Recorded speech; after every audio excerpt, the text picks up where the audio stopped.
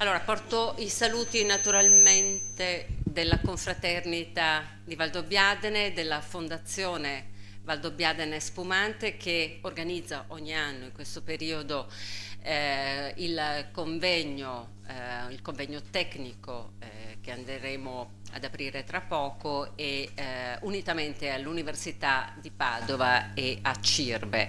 È un momento importante per la confraternita perché chiude di fatto le attività che si svolgono nel corso dell'anno ed è un momento importante anche perché affrontiamo un tema, un argomento di particolare interesse per il settore.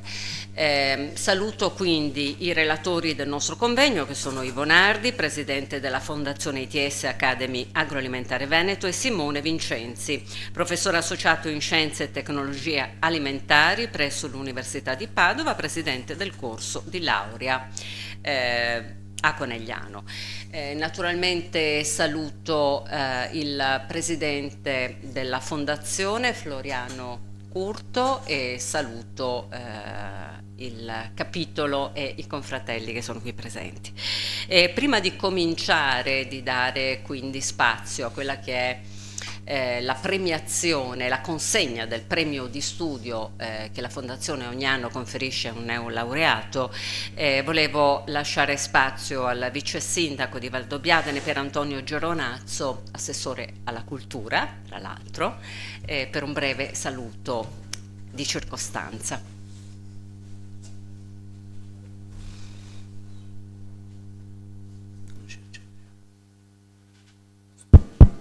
Buonasera a tutti. Porto i saluti del sindaco che si scusa per non essere qui oggi, ma gli avevano già fissato altri appuntamenti a cui non è riuscito a liberarsi. Vi porto i saluti dell'amministrazione, saluto il presidente della Fondazione Floriano Curto, il vicepresidente del consorzio di OCG Gianfranco Zanon e tutto il capitolo della confraternita qui presente.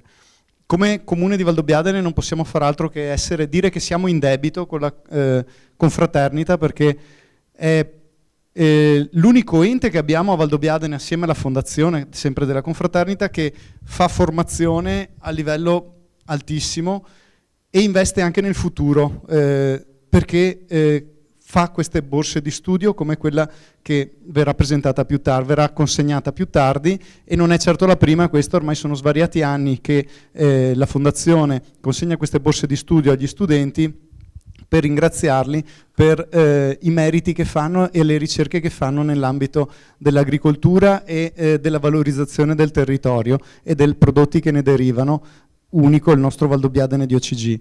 E senza contare la rilevanza dei convegni che fanno a livello internazionale, perché vengono sempre chiamati relatori che portano i risultati e gli studi che stanno facendo sul settore dell'agricoltura a livello altissimo. Quindi un ringraziamento particolare da parte dell'amministrazione del Comune di Valdobbiadene, perché grazie alla confraternita e alla fondazione riusciamo a crescere e a valorizzare ancora di più il nostro territorio, che mai come ora ne ha bisogno, soprattutto su quello che riguarda la cultura e l'enologia. Grazie e buona serata e buona continuazione. Grazie. Grazie Assessore, quindi direi di passare subito al premio di studio. È la nona edizione, è il nono anno che la Fondazione conferisce un premio a un neolaureato in Scienze e Tecnologie Viticole ed Enologiche dell'Università di Padova. Quindi cedo subito la parola al Presidente Curto. Buonasera e benvenuti a questo appuntamento ormai tradizionale che Confraternita e Fondazione organizzano. È un appuntamento che appunto per un convegno tecnico. Gli argomenti che abbiamo trattato nei vari anni sono stati tutti argomenti interessanti, e anche questa sera avremo un argomento particolarmente interessante. E voglio ringraziare per questo il professor Boatto e il professor Simone Vincenzi, che hanno suggerito. Avevamo altri temi, però il suggerimento di questo titolo, che è anche una presentazione inedita, la formazione e la ricerca per il territorio, il campus viticolo-enologico di Conegliano e le prospettive per il prossimo futuro. Sicuramente un argomento interessante, proiettato al futuro, pensando anche alla storia. Pensiamo che il prossimo anno andiamo a festeggiare i 150 anni della scuola enologica, e con la scuola enologica è nato l'istituto sperimentale, quindi tutta la formazione, la ricerca, la sperimentazione fatta in questi anni è stata a vantaggio del sistema vitivinicolo del territorio.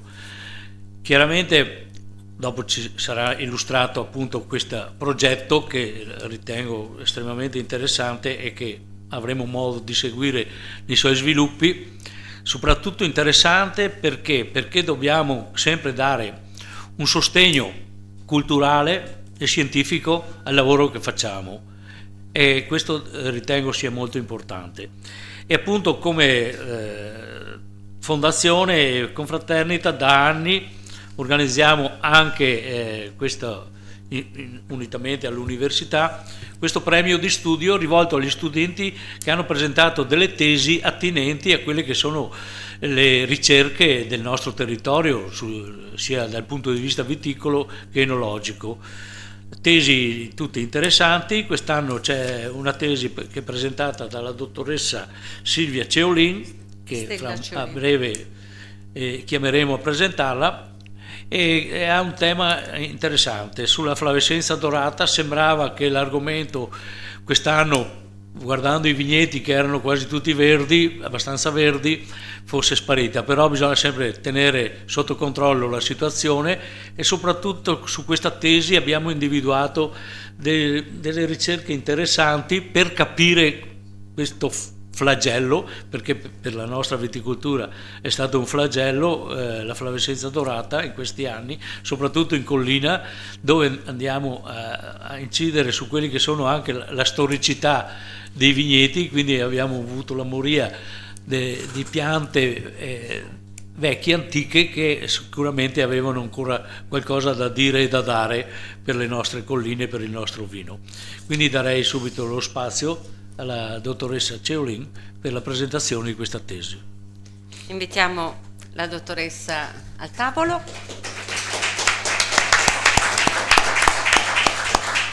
La tesi era studio della colonizzazione di diverse varietà di vite mediante infezione controllata con il fitoplasma della flavescenza dorata.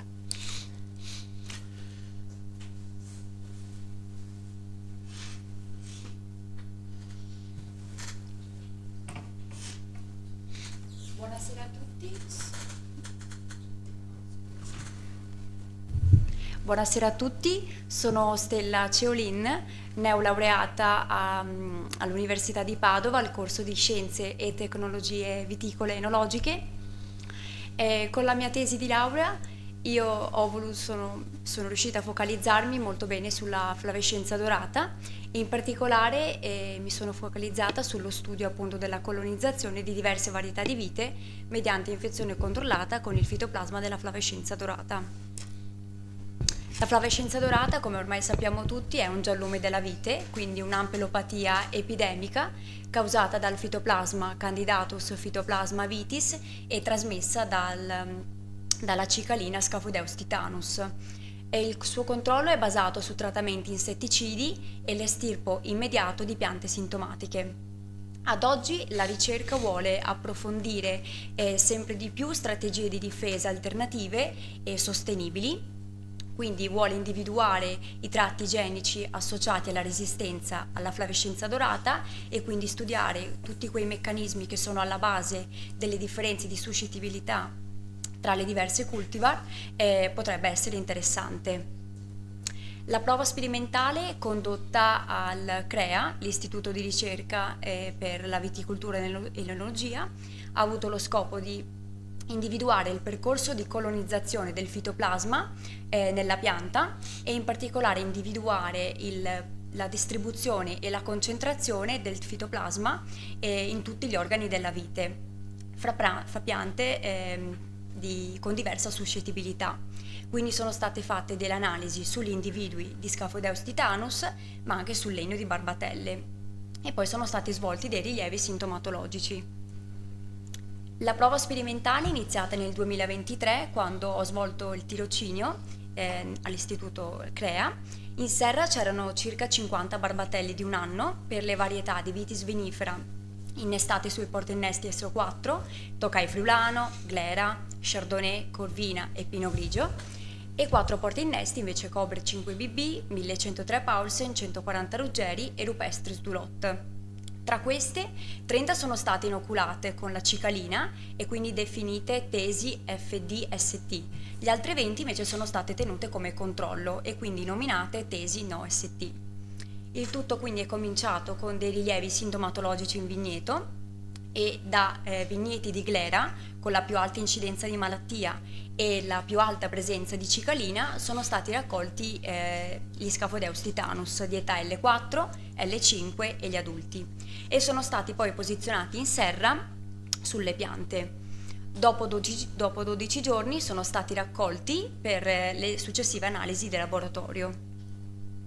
Quindi spostandoci in laboratorio sono state svolte delle estrazioni di cicalina in pool e poi sono state svolte delle qPCR real time di tipo Tachman.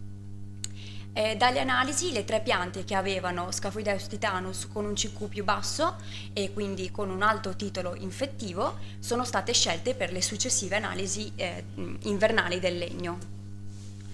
Quindi le analisi sono iniziate con un campionamento del legno. Dalle immagini si possono vedere dove sono state prelevate proprio questi campioni, quindi dal tralcio dell'anno, dalla marza, dal portainnesto e dalle radici.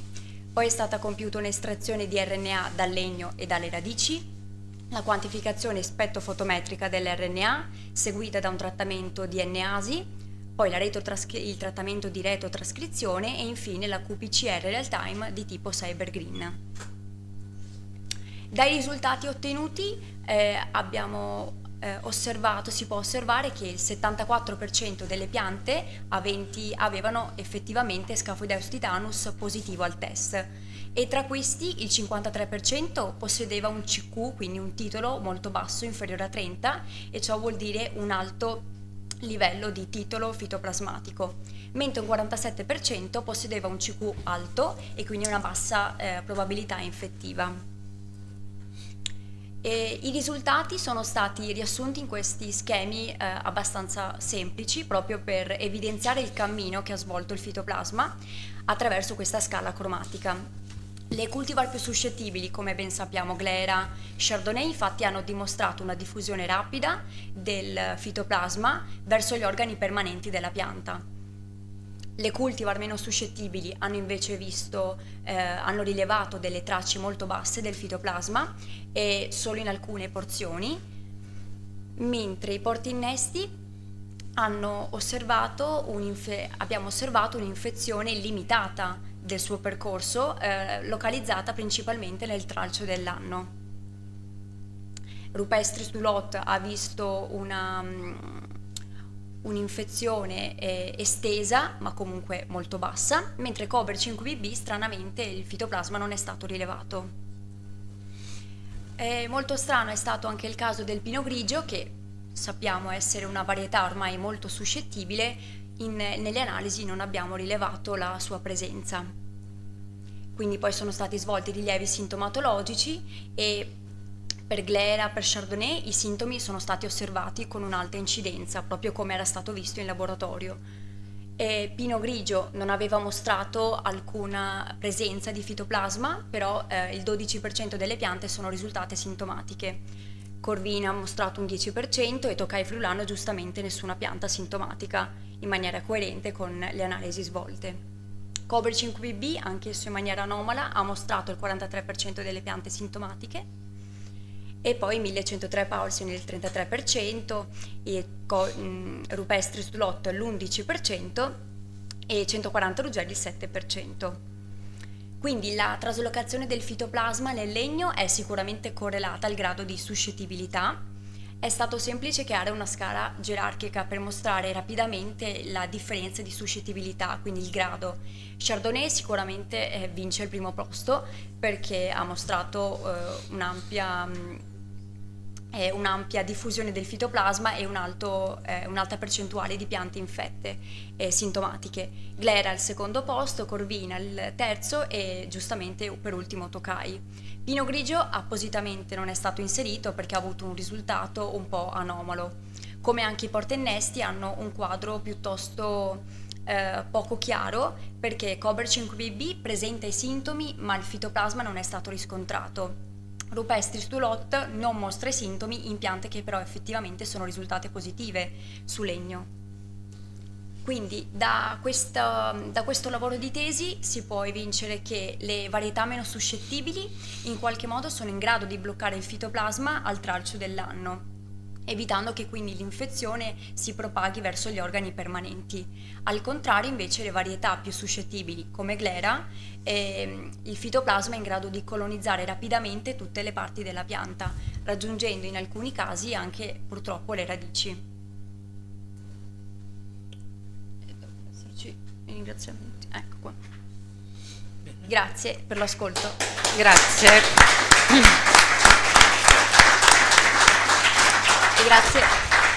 Grazie anche per l'invito. Grazie dottoressa Ciolini. Adesso procediamo con la consegna del premio, quindi con il momento ufficiale di la consegna del premio di studio della Fondazione.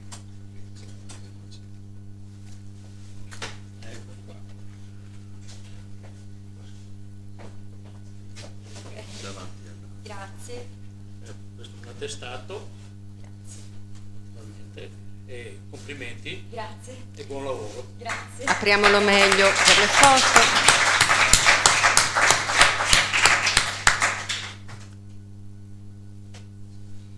Grazie mille, grazie per essere stata qui, complimenti. Bene, allora apriamo ufficialmente i lavori del convegno che, l'avete sentito, si svilupperà intorno all'innovazione, alla ricerca e all'innovazione che ruota intorno al nuovo campus dell'Istituto Cerletti di Conegliano. Vorrei invitare Ivo Nardi al tavolo.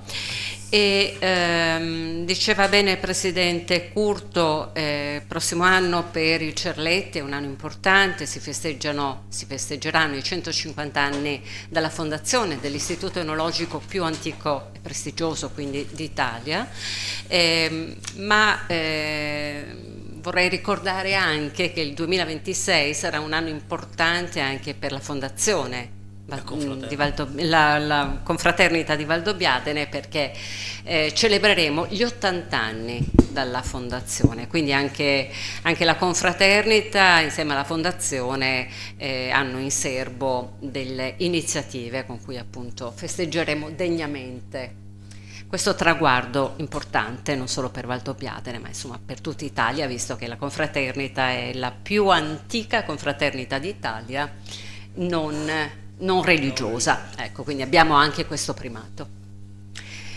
Prego. Vado io? Beh, intanto ringrazio il Presidente Curto, ringrazio la confraternita per questa opportunità. Presenteremo delle cose che ancora sul territorio non sono in qualche modo trapelate, divulgate, perché abbiamo partecipato praticamente come campus a un bando di finanziamento, a un progetto del Ministero dell'Istruzione e del Merito. Devo parlarvi un attimo degli ITS, perché questo bando prevedeva che ci dovevano essere all'interno del gruppo di presentazione del progetto anche un ITS e un istituto che avesse già avviato il percorso 4+2, che ancora a Conegliano non c'era, ma l'ITS di Conegliano è collegato all'Istituto Agrario della Lucia di Feltre e quindi facendo rete siamo riusciti a costruire la squadra per accedere a questa opportunità. Appunto gli ITS sono dei percorsi post diploma, sono arrivati nel territorio in Italia circa 15 anni fa e appunto a Conegliano è stato istituito e ha sede tuttora l'ITS, l'Istituto Tecnologico Superiore Agroalimentare Veneto, con sede a Conegliano, perché ci sono poi degli ITS che riguardano il turismo, insomma vari aspetti, no? Si tratta di una formazione appunto post diploma strutturata in un biennio, in cui però i docenti devono essere per l'80% provenienti dalle attività industriali, quindi manager o tecnici che sono presenti nelle attività produttive del territorio.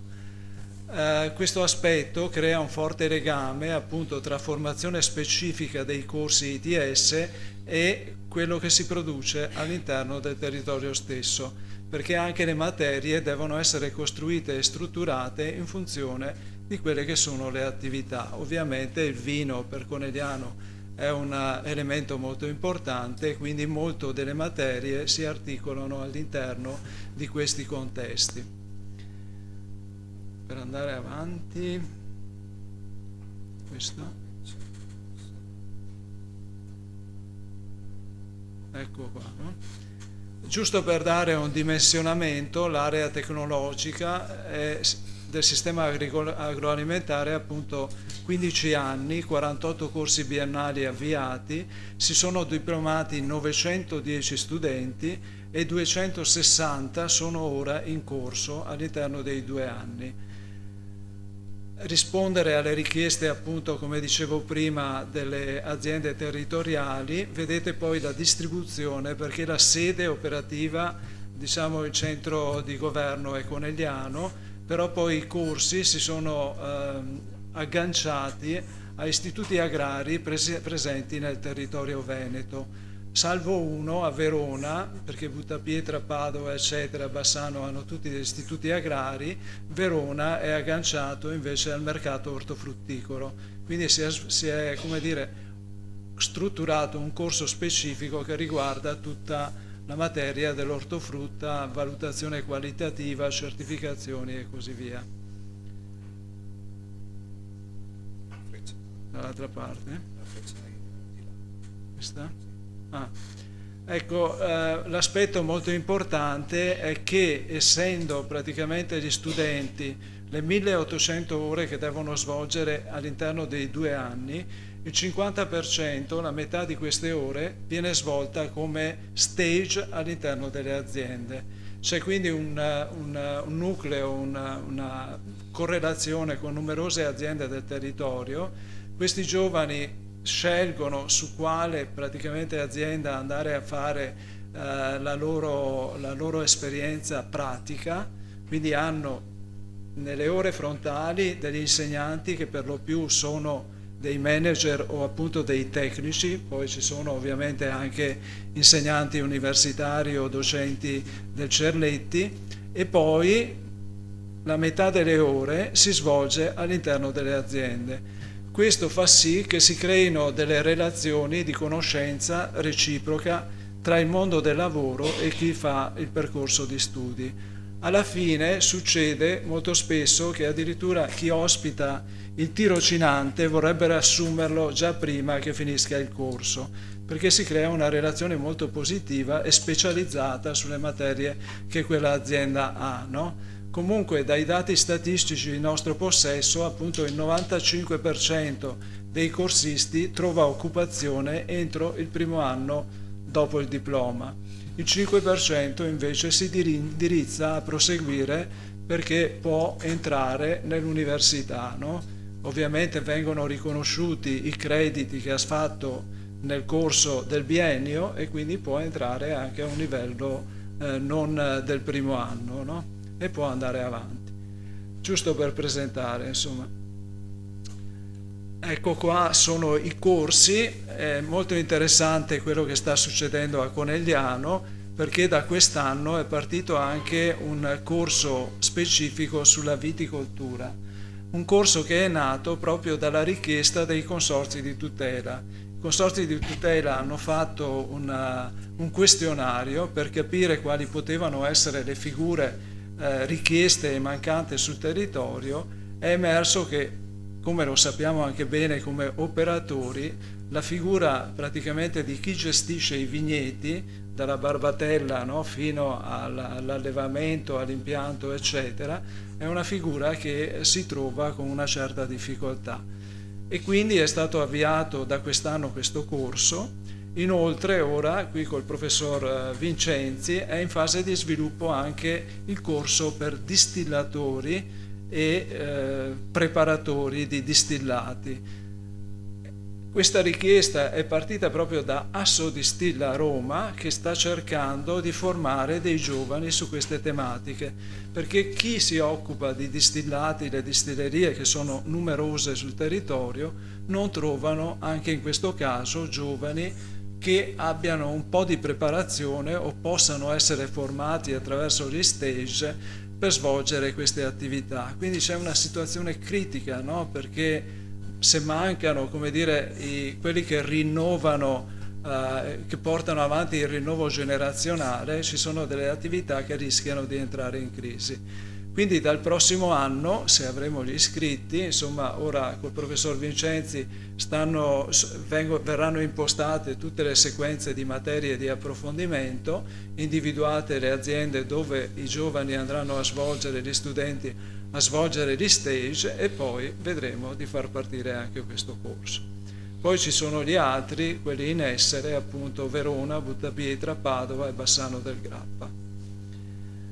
Ora entro in quello che è l'aspetto del campus vero e proprio. Vedete quest'area alle mie spalle praticamente racchiude tutta quella che è la superficie, mi pare che sono quasi 19 ettari, non so più, è una superficie molto importante all'interno della quale si trovano tutte queste entità formative. Abbiamo appunto l'università, il Cerletti, l'ITS, il CREA, poi ci sono vari laboratori di ricerca, di didattica, di sperimentazione, c'è la cantina, no? Tutto un insieme proprio di questioni, di attività che si svolgono attorno al mondo del viticolo e enologico, e il concetto di campus ha proprio l'obiettivo di creare una sinergia all'interno di queste strutture, nel senso di dire: studenti, venite qua e poi in qualsiasi direzione potete formarvi. Ovviamente il concetto di campus deve essere creato anche come struttura fisica, perché ora, diciamo, tutte queste entità lavorano in maniera un po' separata l'uno dall'altra. Ci sono spazi condivisi, ma non in maniera organica.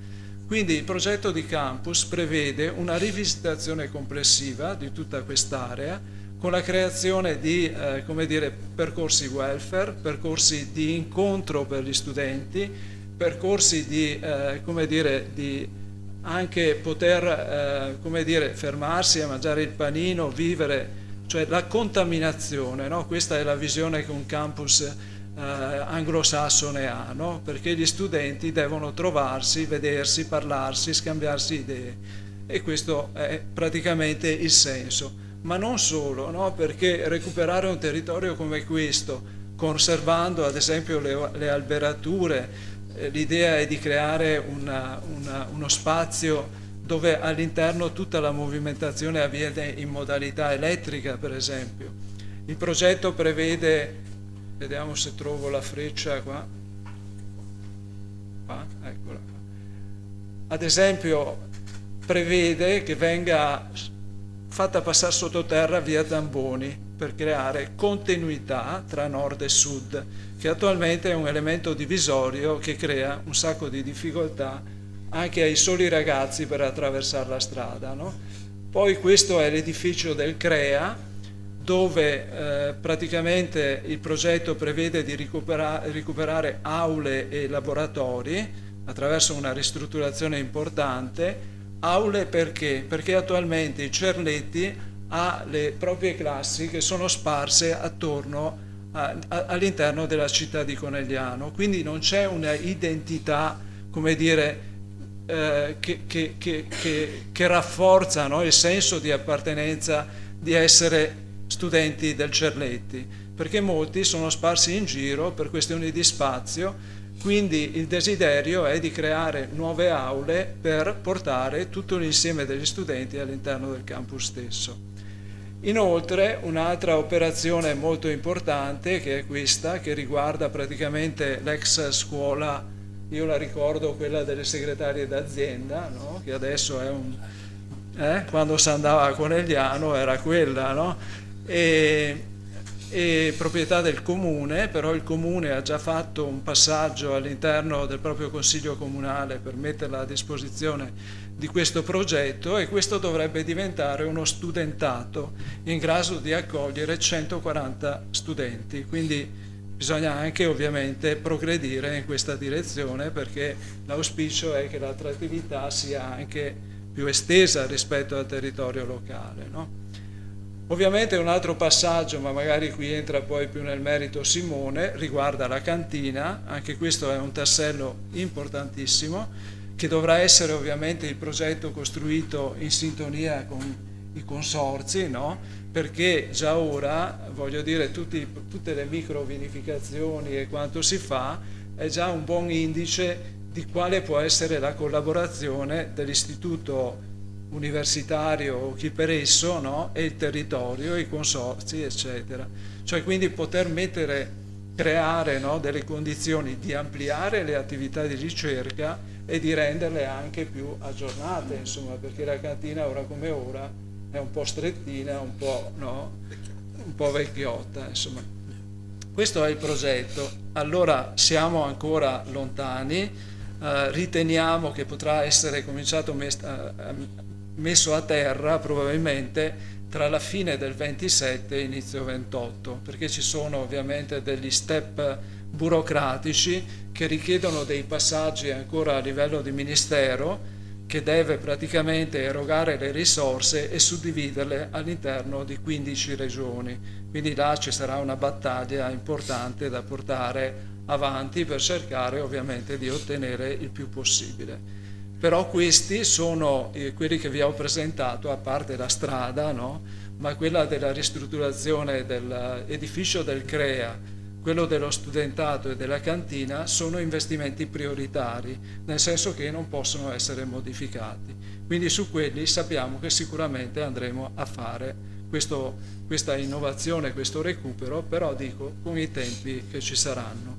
Io mi fermerei qui e lascerei a Simone di raccontare qualcos'altro.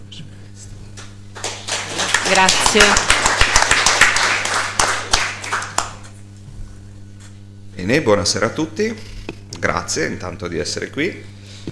E come ha detto giustamente Ivo, questo progetto viene dal Ministero dell'Istruzione e è stato, diciamo, anche non si è vantato troppo, ma in realtà appunto il progetto iniziale prevedeva di finanziare un progetto per regione, e in realtà per il Veneto c'è stato qualcun altro che ha presentato, ma il nostro progetto ha vinto. Quindi, erano quattro, ecco, quindi abbiamo vinto su 4 proposte presentate in Veneto, quindi vuol dire che già il progetto è stato valutato, diciamo, positivamente dal Ministero, quindi abbiamo buone speranze che poi, a meno che non ci siano tagli dell'ultimo momento, insomma, di essere finanziati. Facciamo una scusa, non so.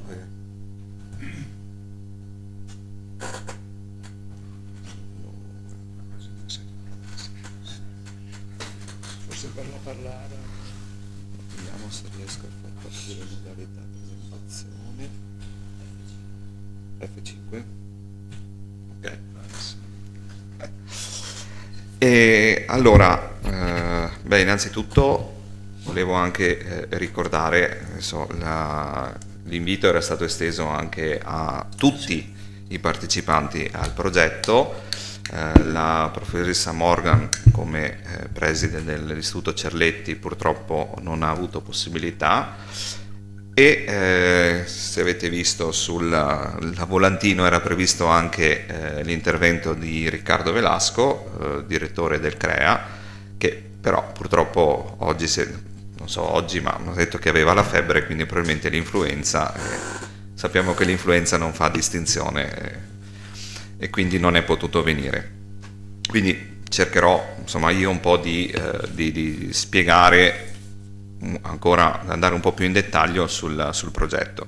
Allora, diciamo che sul progetto già Ivo ha detto, insomma, quello che è la previsione e sarebbe ovviamente la ciliegina sulla torta di un qualcosa che in realtà stiamo già facendo da anni.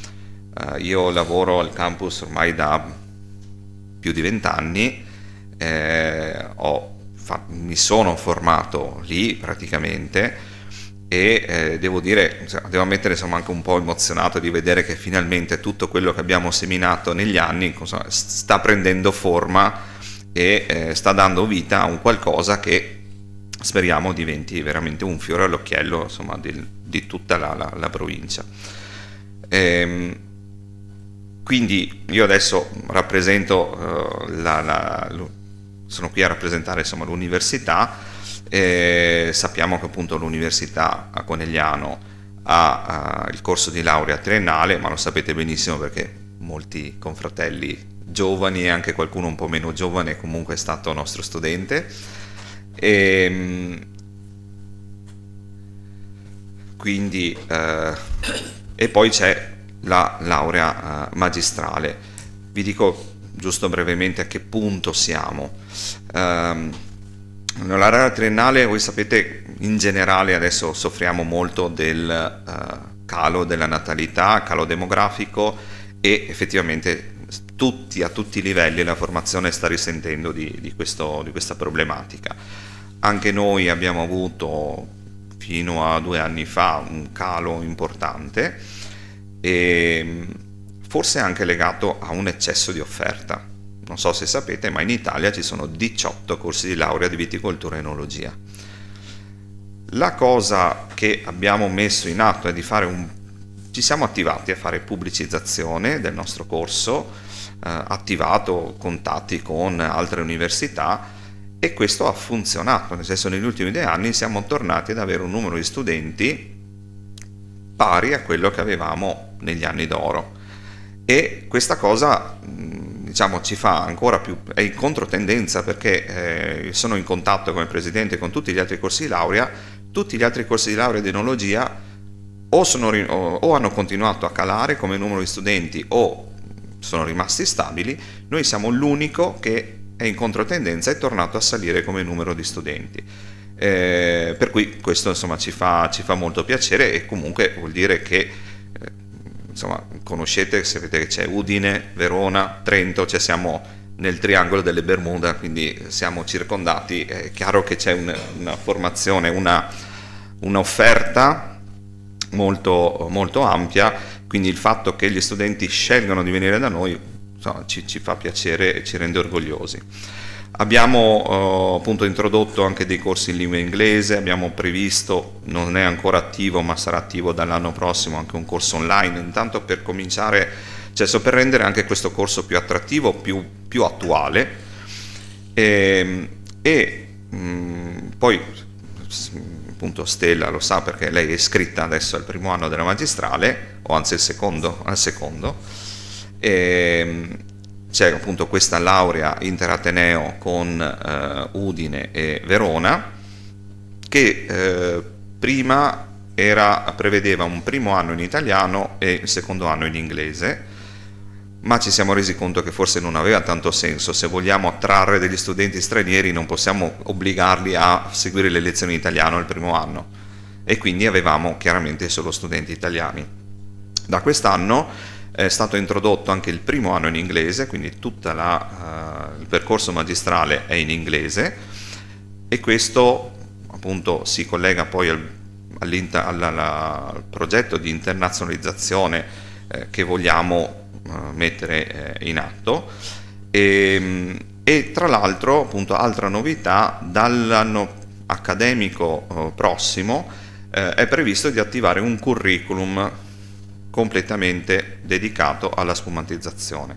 Attualmente il primo anno è un anno, generale, comune, e poi gli studenti scelgono la specializzazione, quindi c'è marketing per esempio a Verona, qualcosa sul terroir, enologia, qualcosa di specifico sull'enologia appunto a Udine, e a Conegliano mancava il curriculum del secondo anno, e abbiamo pensato di fare questa proposta, quindi di un corso magistrale esclusivamente dedicato agli spumanti, che parte dagli aspetti viticoli, quindi come gestire un vigneto in previsione di fare uno spumante, aspetti microbiologici, sappiamo che preparare un piede per un vino spumante è diverso che per un vino base, enologici, impiantistici, marketing, per cui l'idea è di fare un percorso completo invitando anche relatori stranieri.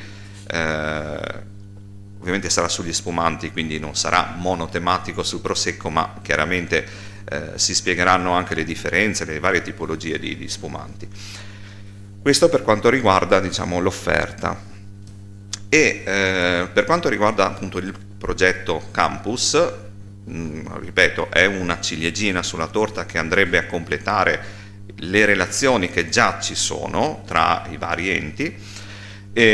Ma appunto vorrei anche farvi vedere quello che già c'è in atto.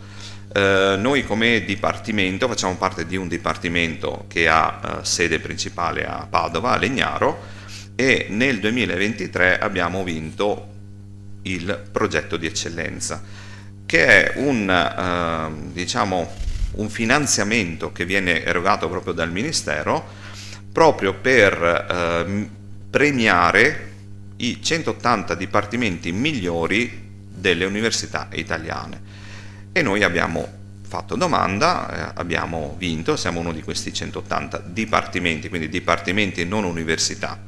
Quindi all'interno di ogni università dipartimenti ce ne sono tanti, quindi insomma, avevamo una bella competizione e sono arrivati qualcosa come 5 milioni di euro che il nostro dipartimento ha deciso di investire completamente su Conegliano per potenziare. Quindi in realtà, diciamo, questo progetto Campus è già iniziato un pochino e arriverà, speriamo, insomma, con ulteriori finanziamenti a completarsi. Gli obiettivi che ci siamo posti sono quelli appunto dell'internazionalizzazione, potenziamento della ricerca e anche incrementare anche l'interazione con gli enti del territorio. Sappiamo, insomma, già il fatto di essere qui questa sera, questa è la nona edizione del premio, vuol dire che già delle interazioni ci sono. Stella, che ha fatto la tesi al CREA, vuol dire che comunque l'università già interagisce con il CREA, con gli altri enti che operano all'interno del campus. Per quanto riguarda l'internazionalizzazione, chiaramente c'è il problema, abbiamo detto, c'è il problema del calo demografico. È chiaro che dobbiamo essere più attrattivi nei confronti dei nostri studenti italiani, però comunque se riusciamo ad attrarre anche qualcuno dall'estero anche meglio.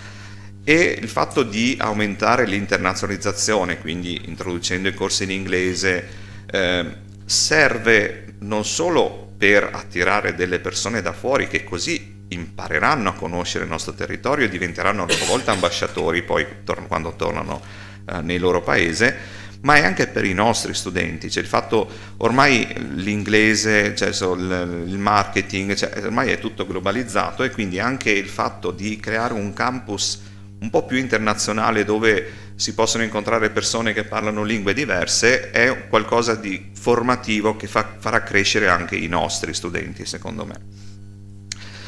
Quindi per questo è previsto l'invito anche di professori appunto dall'estero, con l'obiettivo che facciano degli insegnamenti di materie collaterali. Per esempio mi viene in mente l'enoturismo, ci sono delle università all'estero che l'enoturismo lo studiano già da molto prima di noi, oppure con l'attivazione anche di borse sia di studio che di dottorato in collaborazione con altre università, in modo che ci sia uno scambio di studenti tra noi e università Francia, Spagna, Stati Uniti, Australia, insomma, quindi questo è l'obiettivo. Questi soldi al momento, avete visto, il progetto finisce nel 2026, quindi c'è ancora un anno. Attualmente quello che abbiamo fatto, insomma, gran parte di questi soldi li abbiamo già spesi, abbiamo aumentato il corpo docenti.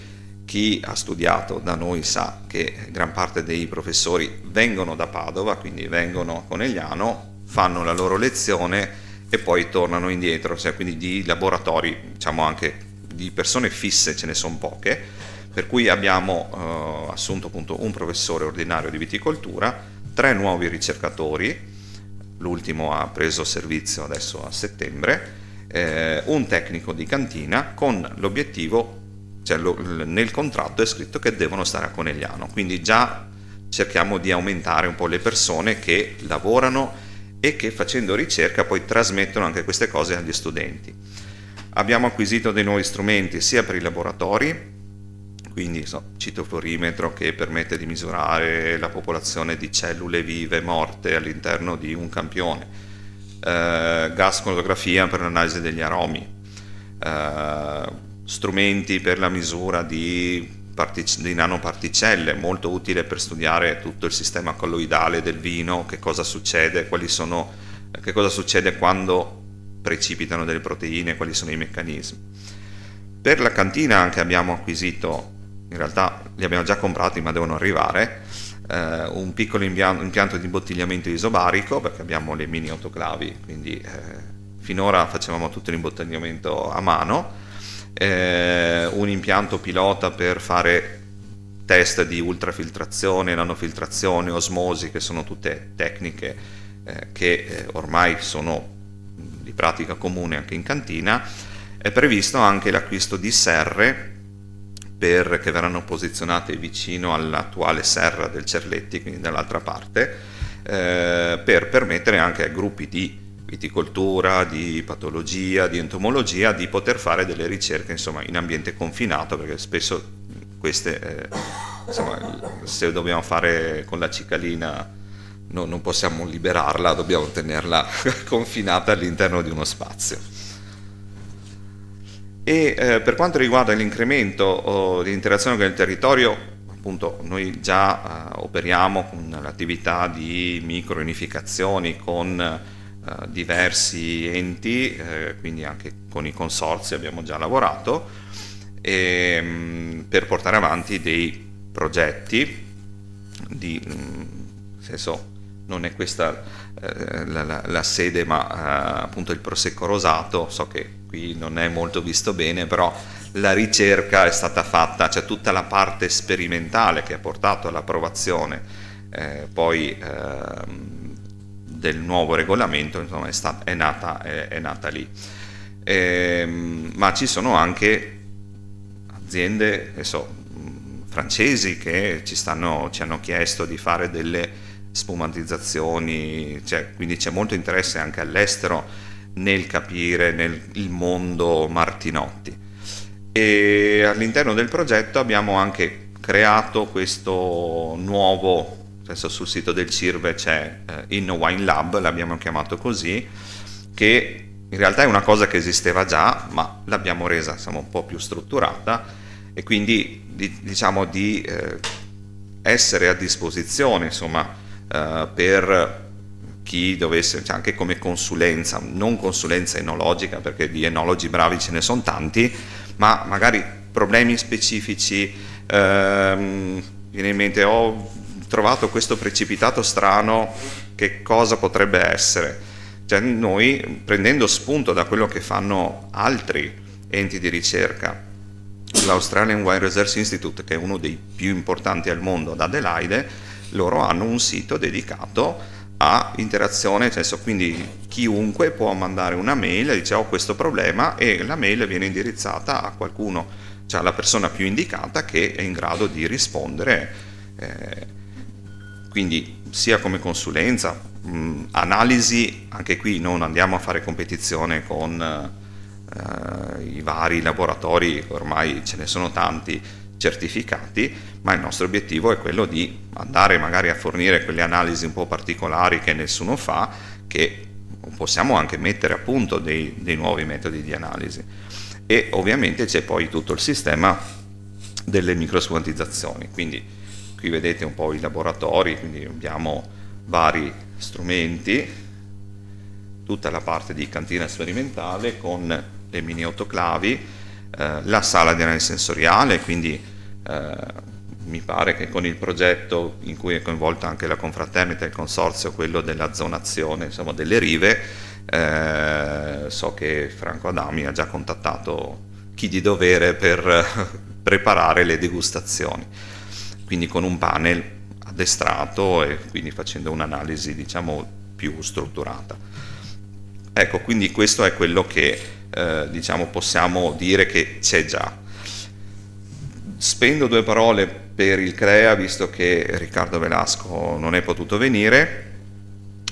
Lui appunto rappresenta il CREA. È vero che fisicamente il CREA è un po' distante, essendo a Susegana non è proprio fisicamente all'interno del campus, però giustamente, come ha sottolineato prima Ivo Nardi, ci sono venuti incontro dando a disposizione l'edificio, quello nella vecchia sede del CREA, che quindi è proprio la vicina, e comunque è un centro di ricerca importante con cui dobbiamo, insomma, è doveroso insomma collaborare. Ci sono delle competenze anche diverse, per cui ci possiamo aiutare vicendevolmente. Per esempio loro sono molto forti sull'analisi appunto della fluorescenza dorata, sull'analisi genetica, tutte le nuove varietà resistenti con madre glera, quindi le glere resistenti. Finora c'erano i piwi, ma adesso stanno lavorando sulle glere resistenti e mi pare che forse anche Franco Adami ne ha già piantata qualcuna. La sta provando a livello sperimentale qualcuna di quelle prodotte dal CREA.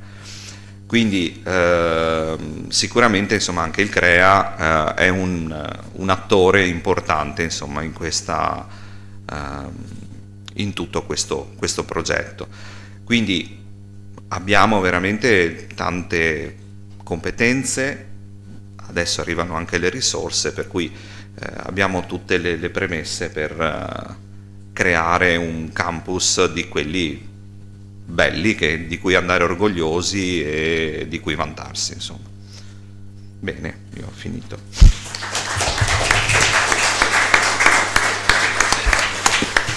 Un progetto insomma ambizioso che farà del campus di Conegliano un centro di eccellenza per la formazione e per la ricerca. Io ringrazio i nostri relatori per le anticipazioni che ci avete offerto, giusto?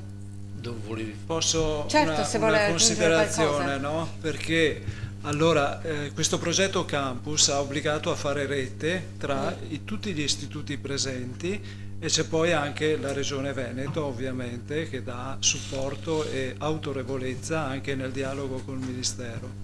Ma non basta, no? Quando abbiamo partecipato alla competizione tra i 4 progetti presentati in Veneto, abbiamo raccolto le lettere di manifestazione di interesse che ci sono arrivate da tutti i consorzi di tutela, dall'ICQRF, dall'Associazione UNESCO, dalle banche. Cioè c'è stata una dimostrazione del territorio che ci crede, no? Ci crede su queste attività. E hanno dato, come dire, punteggio a tutta la domanda che noi abbiamo presentato.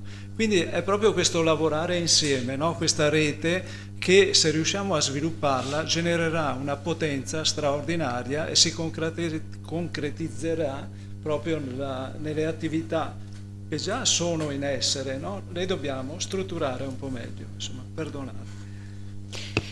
Ci sono domande? Se non ci sono domande, che dite? Chiudiamo i lavori perché poi... Presidente, prego. Sì, che in chiusura vorrei innanzitutto ringraziare i 2 relatori, Ivo Nardi e Simone Vincenzi, ma soprattutto ringraziare il professor Vasco Boato che ci ha dato l'idea per questa... Col professor Vasco Boato siamo partiti anche con il discorso della borsa di studio e abbiamo sempre avuto la collaborazione in questi anni, quindi ci ha avvicinato molto anche all'università con i rapporti, non solo attraverso la borsa di studio ma anche con altre iniziative che abbiamo portato avanti nel tempo, che adesso dobbiamo concretizzare. Un lavoro che abbiamo portato avanti per 5 anni, quello di ricerca e qualità, e adesso quel nuovo lavoro che è partito, quello sul terroir, sui territori. Cioè, ben venga un campus strutturato a questo livello, perché aiuterebbe molto il territorio e chi opera nel territorio per portare avanti la ricerca, lo studio e per migliorare quelle che sono le condizioni di lavoro, innanzitutto per ottenere dei prodotti che siano competitivi sui mercati, perché oggi la sfida è questa. Infatti il tema che volevamo trattare, al di là di parlare di argomenti tecnici, era di parlare di mercato, perché sappiamo che siamo su un momento un po' particolare, quindi parlarne è sempre bene, ma soprattutto parlare anche di questo progetto dà forza, dà sostegno a chi deve operare sul territorio, per sapere che alle spalle c'è qualcosa di concreto e di rassicurante quando ci sono i momenti, i problemi da risolvere, è sicuramente estremamente importante. Ecco, questa era la mia considerazione prima della chiusura, quindi un ringraziamento a quanti sono intervenuti questa sera, in particolare ai relatori, naturalmente anche al dottor Velasco e alla preside Morgan, perché avremo modo e noi ci saremo a disposizione per quello che possiamo fare, magari con qualche ricerca, con qualche sperimentazione, per dare così dei segni concreti a questa attività. Un ringraziamento a chi di solito non ci ricordiamo mai, alla Adriana Rasera che è responsabile del nostro ufficio stampa, della nostra comunicazione. E allora, visto che siamo in vena di ringraziamenti, un grazie a Sergio Capretta per il supporto tecnico e ad Alessio Berna per Alessio, che l'organizzazione. È la segreteria della nostra associazione. Naturalmente grazie alla dottoressa Stella Ceolin e al vice sindaco Geronazzo. Grazie a tutti voi per essere stati qui. Adesso all'ingresso della sala c'è un piccolo buffet, un vin d'honneur. Okay. Saluto anche il dottor Luca Rossetto, che è stato relatore lo scorso anno ma ha voluto essere anche con noi quest'anno. Grazie a tutti, felice serata.